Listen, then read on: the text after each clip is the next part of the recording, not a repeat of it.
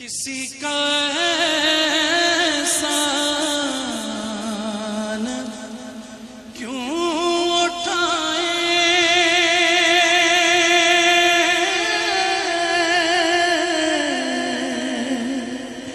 کسی کو حالات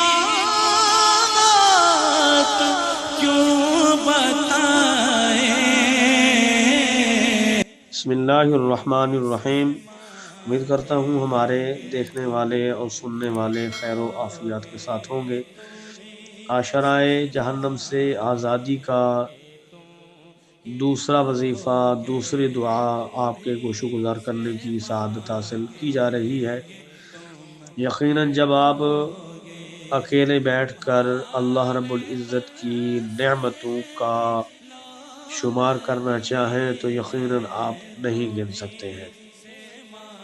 تو آخرکار اس بندہ کو جب گنتا رہے گا اس کا علم ختم ہو جائے گا، سمندر کے پانی سیاہی بنا دے اور اسی طرح دنیا کائنات کے درخت کاٹ کر ان کی کلمیں بنا دی جائیں تو صاحب و اللہ رب العزت کی نعمتیں بندہ شمار کرنے پہ آئے تو وَإِن تَعُدُّوا نِعْمَةَ اللَّهِ لَا تُحْصُوهَا، اللہ رب العزت کی نعمتوں کو شمار کرنا چاہو تو تم نہیں شمار کر سکتے ہو، اس کی نعمتیں ہی اتنی ہیں۔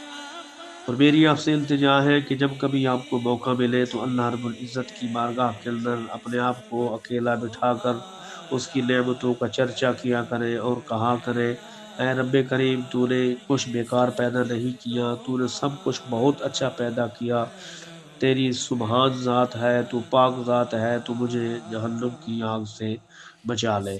تو یہ دعا مانگے، انشاءاللہ تعالی آپ کی ہر دلی نیک جائز حاجات بھی قبول ہوگی۔ اللہ رب العزت آپ کو جو ہے جہنم سے آزادی بھی عطا فرمائے گا، بشرطے کہ ہم خلوص نیت کے ساتھ اس دعا کو جب مانگیں گے تو اللہ ہماری اس التجا کو قبول فرما لے گا۔